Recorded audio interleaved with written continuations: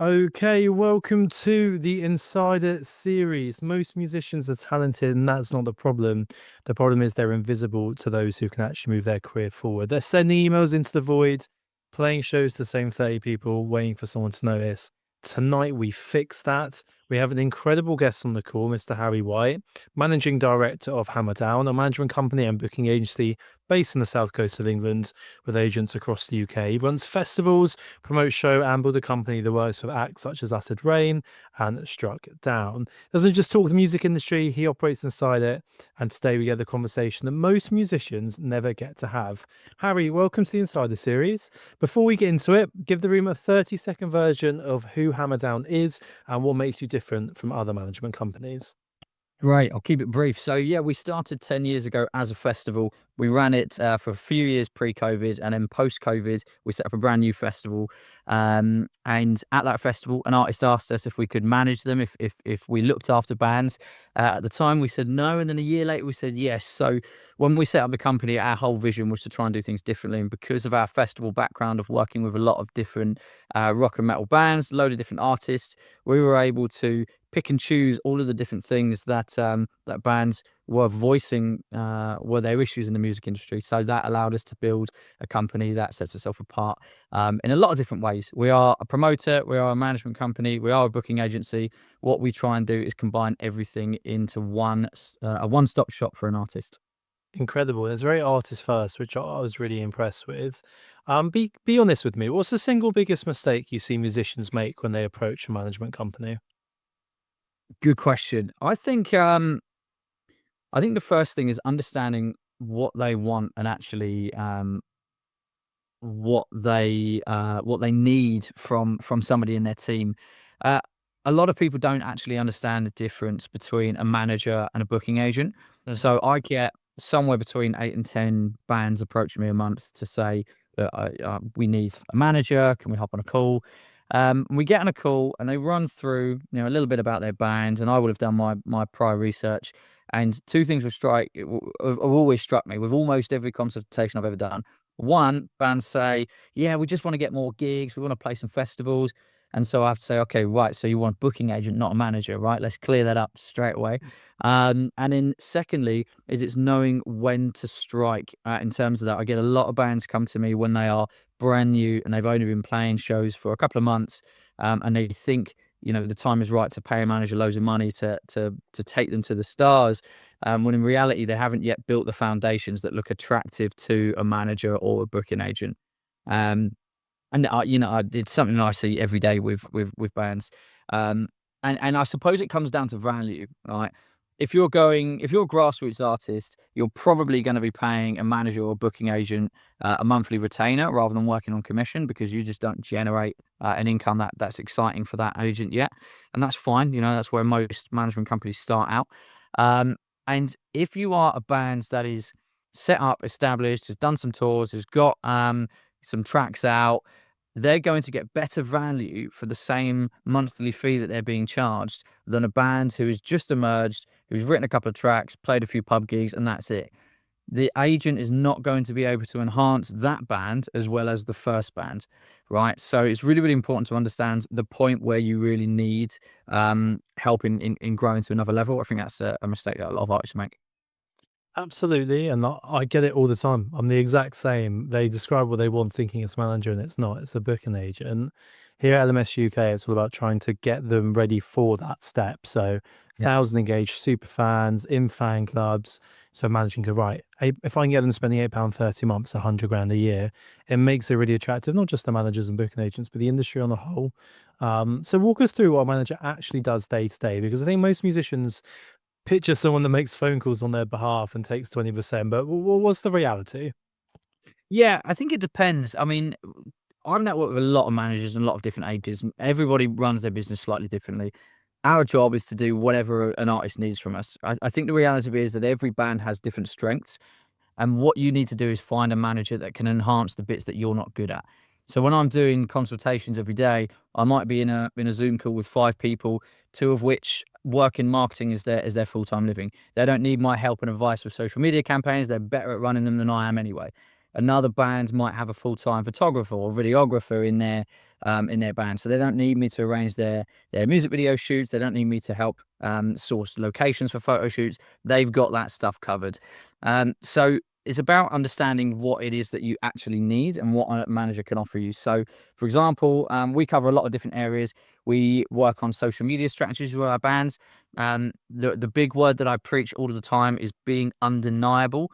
When we're pitching out for artists to festivals or to record labels or whatever it is, we want our bands to be the complete package as much as they possibly can be. So that is making sure they've got a website that's up to date, that they've got an online merch store, that they've got a Facebook page that's active, an Instagram page that's active, TikTok page that's active, that they've got music videos on their YouTube channel, that they've got an X account or a Blue Sky account or Bandcamp, or they've got presence on Spotify.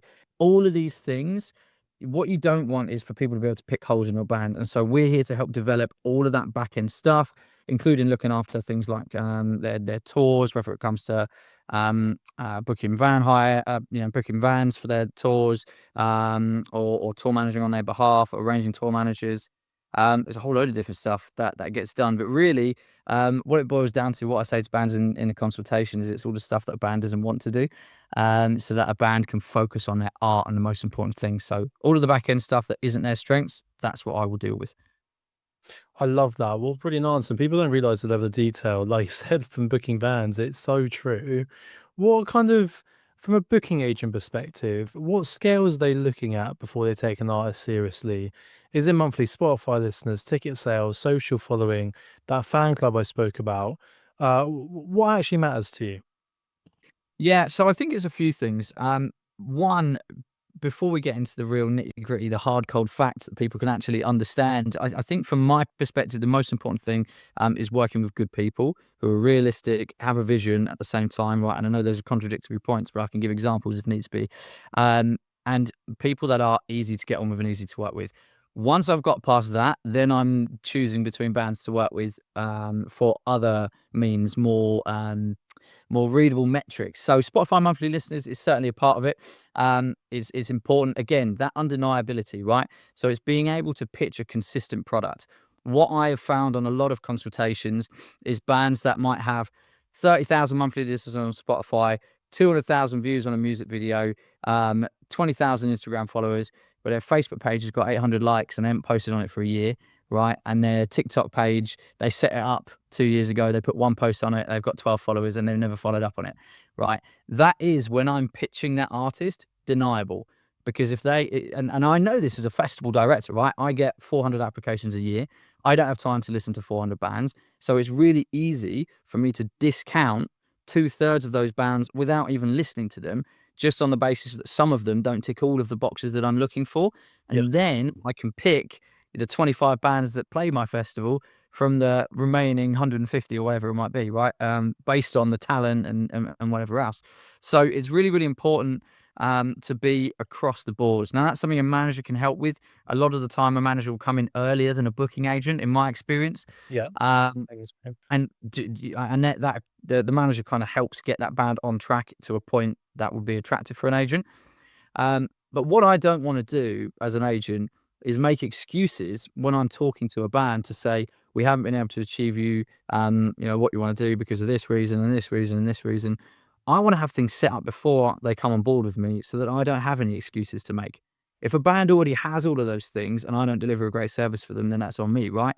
But what you want to do is make sure that your band is in such a great position that an agent can't possibly fail on your behalf. So it's about being undeniable across platforms, making sure that you've got a presence everywhere. That's the most important thing to me.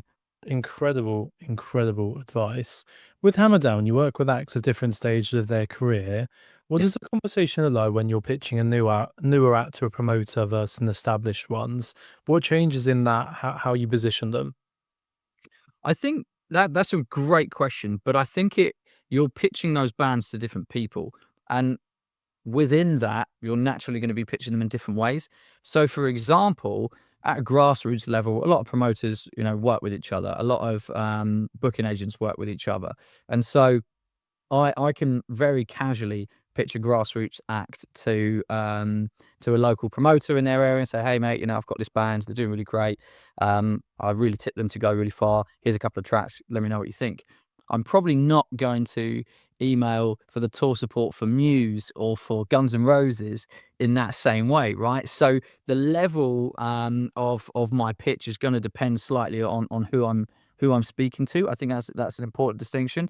But generally, what I'm looking to pitch to a promoter or a festival is the reasons why we're going to benefit them, not the other way around. Because it's all well and good me saying, "Oh, Mr. Festival Director, it would be really great if you put my band on. They're such nice guys. I know they've got potential. I think it would really help them if they played your festival."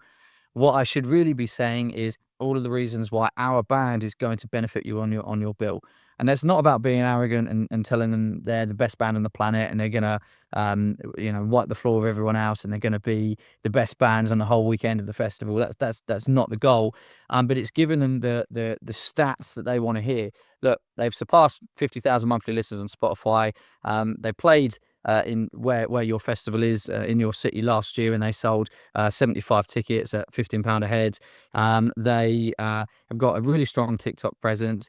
Here's links to their Instagram and Facebook. You can see if you look back, the last festivals they played, they promoted those at least once a week, and they put it on their story almost every night. And so then I can sell the band for doing their bit, and that makes my job so much easier. Because I think overall that the main thing between an agent and an artist is that you're working as a team. I'm here to enhance what you're doing. I'm not a magic bullet. And no band who isn't prepared to put in the work should approach a manager or an agent, because they're just going to fleece you for a load of money and then not deliver you what they said they can do because you haven't done your bit, right? So yeah, the way that I speak to different people in the industry will be slightly different depending on where the band I'm pitching is at, and also the level of the promoter or the agent I'm speaking to. It's absolutely incredible advice you're giving these artists now. It's blowing my mind, so I'm hoping people are really enjoying it. Hope so. Obviously, you spoke about running the festival. We do as well with Wreckfest. Every musician in the room wants to play one. So, what's the actual pathway to go from I want to play a festival to actually standing on that stage? As you said, hundreds of applicants don't have time to go through it. I love that value-led step you're going there. Like, I've played the city, but being really valued at 100%. So, talk to me about that pitch of going from there to there. How do they get there if they're not quite ready? Yeah, I think it goes back to that word, undeniable. Like, my festival's only small, it's a few hundred people, but I get 400 applicants, right? I get more bands apply to play my festival than I sell tickets, right? That's insane, okay? There are so many bands out there that are looking for the opportunity to play on a festival stage, and it is so competitive. So going back to that point, I can weed out, because I haven't got the time to listen to everyone, as respectfully as I can be. I haven't got the time to listen to 400 bands, so I can eliminate an enormous number from the process if they've got a really poor email pitch, and I'll loop back to what that might look like in a minute, or if they are deniable in some way. Like, if they can promote the festival on Instagram, but if they're not cross-posting on Facebook, if they're not talking about it on TikTok, you know, they're only going to be reaching a third of their reach, let alone promoting our brand to their fans. So that's really important to me, that I can evidence that they're doing their bit. But also, it's in the way that you pitch. Obviously I would never name names, but I got a band a couple of months ago who sent me a message, and it was a picture of them on a stage somewhere, and it just said, "Book us," full stop. And I'm like, that is not, a great way to start, right?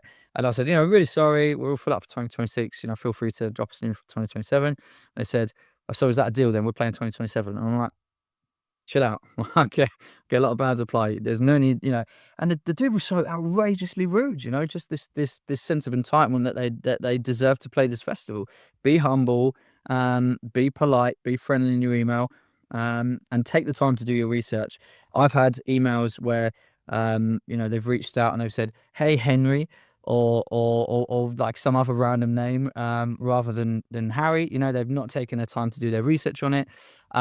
Or they've got a really obviously copied and pasted one that they're blasting out to everyone that just never stands out from the crowd. Where they say, "Hi, this is my band, and we'd love to play it," and it will in your festival, rather than being specific about what they're getting in touch for. And so those kind of artists who aren't prepared to put in the effort, and same with agents, I get some terrible emails from some agents. then they're never going to pay attention to you. You've got to be polite, be friendly, and tick those boxes. And once you do that, then you're in the pool that gets recognized. And then I think the most important thing to follow on from that, none of those things guarantee you a slot, right? If I've got 400 that have applied and I've, through people sending terrible emails or, being deniable, and I've whittled it down to 150, I've still only got 25 slots, right? So the most important thing is to not give up. And not think that just because you've applied that year and you thought you ticked all of the boxes and you thought your email was really great, doesn't mean I hate you. Doesn't mean that I don't want you to play my festival. It just means that you didn't get a slot that time around. And so it's really important to be consistent, persistent, and keep trying your luck, because you've got to. I used to do sales, right? And I always talk about something called the law of averages. When we were doing sales, to remove the emotion from what we were doing and replace it with logic, because you're always going to get more no's than yeses in sales. And this is what you're doing. You're selling yourself. You're selling your band, your product, right? You're always going to get more no's than yeses. And so you need to be logical about it and view every festival you apply for, every promoter that you apply for, as data, as numbers that you can then look back on. So I knew when I used to do sales that I needed to pitch to 100 people to sell 3 to 5 of the product that we were pitching per day. And that meant that if I'd got 50 no's in a row, I wasn't sad. I just knew that I needed to speak to 50 more. And so by just applying as regularly as you can to every opportunity you come up, you'll be able to work out your own law of average of saying, okay, every 60 emails I send, I get 5 responses, 2 maybes, and 1 festival slot. And then you can go, okay, well, I just need to send 60 more emails and I'll get that result again. So it's so good to hear. Like, I've been saying this for a long time already, so having it backed up is lovely to hear. Practically, if you're writing the perfect booking inquiry email, the one that actually gets a response, what's in it? Walk us through it. Okay, so good question. I think again it depends on the level. So we work with bands that do some quite high level stuff now, which is great. So artists like Esoterica or Acid Rain. When I'm pitching to a big agent on an arena tour, like major stadiums and stuff, the pitch is actually simpler than you might think. It's hello, whoever the agent is. I'd love to put an artist forward for Guns N' Roses tour. This is the band. This is a bit about them. This is how many tickets they sold on their last headline tour. And then it's this is a really interesting point. Is about making sure that the artist knows, the agent knows that they're an experienced band and they know what they're doing. You'd be amazed how many positive responses just for putting. They've done a couple of arena tours. They know what they're doing. They're not going to get in the way. And agents go, great. That's all I need, because this big artist has an ego, and I don't want the support band getting in the way. So that's really great. But then when you take it down to a lower level, when you're applying for maybe a tour at 300 to 500 cap venues, you're going to be dealing with a smaller artist, and so you need to be able to add value in other ways, i.e., the amount of promotion you're going to do, the amount of tickets that you're going to sell. Respectfully, the support band, the opening act on a Guns N' Roses tour, doesn't really matter about how many tickets they sold, because they're selling tickets at £20 a pop, not at £185 a pop. They're not going to convert very many of their fans over to a Guns N' Roses crowd, so they just want to know that you're going to stay out of the way. On a lower level, you're probably going to be a more integral part of actually selling that tour. So if a band is playing 500 cap venues across the country, they're probably confident they can sell at least 250 to 300 in each venue. That makes it a viable gig. And so they're going to be pulling in a support that they feel like that can add value to that tour and help get it to a sellout stage. So what they're going to want to know is how many tickets you've sold in the markets. Be honest, you can, it's very, very, it's totally fine to say we've played 6 out of the 9 markets on the tour, and here's our ticket sales from those cities. And then that agent A is going to respect your honesty, and B and going to say, well, they still add great value to a lot of these dates. It's about showing them on the social media how much you promote it. Again, the artist doing their part, going back and saying, here's the Facebook link. Look, the last shows that they did supporting other artists, here's how many times they posted about it. I think that's I love it when artists have got that evidence, like you said, and they're really creative with it. Going, look, this is what we did in the last tour, this we've done with this artist. and it being a bit of fun and getting some really good conversions there. I'm going to let everyone jump in just a second because we've got some questions for you, Harry, from other people. I'm going to take it all up. Right. My last one: bad agents, bad managers. Bad agents and bad managers exist. So, without naming names, what are the warning signs that someone is about to waste your time, tear up your rights, or maybe even damage your career?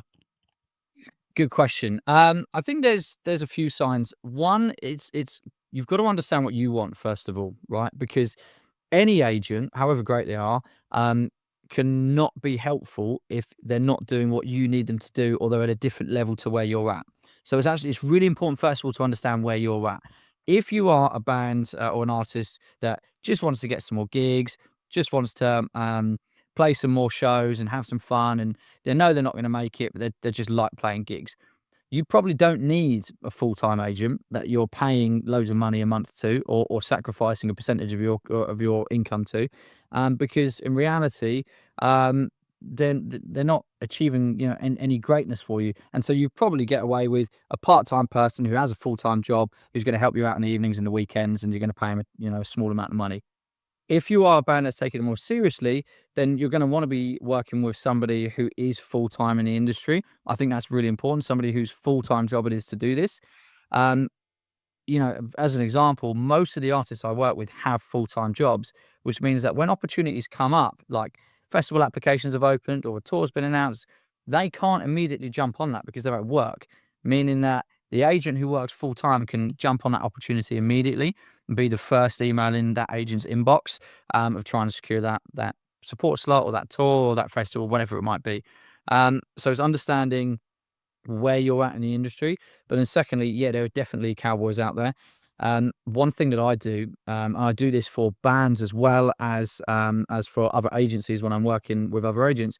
Just type their band into Facebook, see what comes up. If there are lots of social media posts from disgruntled bands saying this manager ripped me off, this agent never got us a gig in the 6 months that we were working with him, or whatever it might be, they're probably not somebody that you want to go to. So take a look on social media. Social media is an amazing platform, and I think more and more so in this day and age, you have to be good at what you do because you're going to get called out on it.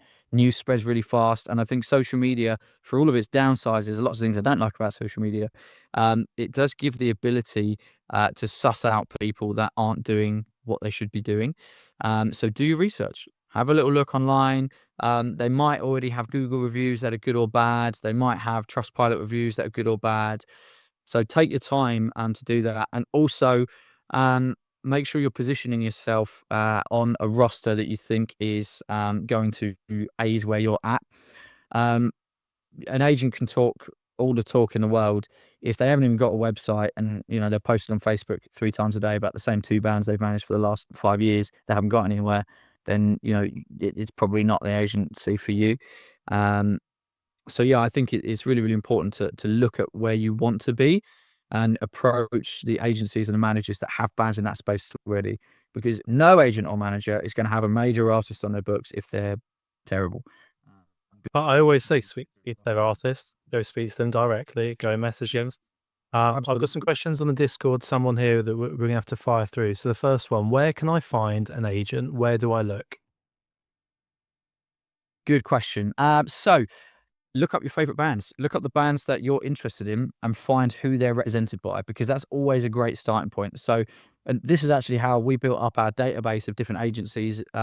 Just by me and the team, we sat for one day and we typed in all of our favorite artists into Google, went on their websites, or maybe their agency's website came up, and just found who they were represented by. And then it gave us a real broad web of loads of different agencies that represent bands. So, if you're in a heavy metal band, there's no point in typing in Metallica's agent because that stuff's going to be hidden anyway. But bands of a level that you feel like you could support, artists that are an inspiration to you, that are of an attainable level, look up who their agent is, because if they're representing a band that is in your space and doing a good job, then they may be the right person for you. So really simple. I'd just be typing into Google, looking it up. Amazing. James has asked, what's the one thing that I should take away at being a member of a band from this Insider series? It's one thing you like to leave them. What specifically? What from this episode or Insider Series Yeah, 3? from this episode, from what we've been through today. Okay, I think the most important thing, I just take away that words that I've said about 15 times in this call, undeniable. You need to put yourself in a position where you are attractive to a record label, a manager, a booking agent, whoever it is that you're trying to attract at the moment.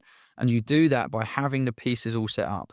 Like a manager, not so much, they can help you a bit earlier on to establish that stuff. But particularly an agent or a record label, you want to go to them as the complete package to say, we are ready for your assistance. And we think that we're a great band for your agency and that we can accelerate what you're doing. And you can't do that if you don't have a website. You can't do that if you've not posted on your TikTok for 2 years. Like you can't do that if your Facebook page has 200 likes and your Instagram has 20,000 followers because something's not right there. So just be undeniable in every sense of the words. Just make sure that you've got a presence on every platform: Spotify, Bandcamp, YouTube, everywhere. Love that. For guys listening, the gap between where you are and where you want to be is not talent. Every musician in the room and with Elementary UK has talent, but that gap is infrastructure, strategy, knowing the people on the other side of the table that actually need you to build you on and push you on your career. And that's what we're building here. Harry, on behalf of everyone in the room tonight, genuinely thankful and thank you. You didn't have to be here, you chose to be. And that says everything about Hammerdown actually stands for. Harry, if people want to find you, maybe ask questions and can't chat right now or not confident, where can they find you? Yeah, so Hammerdown All In is our management company. So we're on Facebook, Instagram. My email, you can email me, harry@hammerdownallin.co.uk.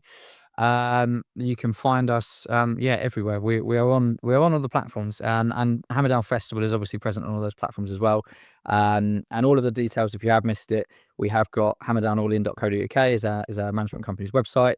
All of our artists are on there. All of our contact details are on there. Info about all of the members of our team, and you can get in touch with any of us over there. Phenomenal, guys. Thank you all for coming today. We really appreciate it. Everyone on the Discord, everyone on the Zoom. Give a big thank you to Harry and mate. Have a wonderful rest of your week. We appreciate you. Thanks all of you for having me. Cheers.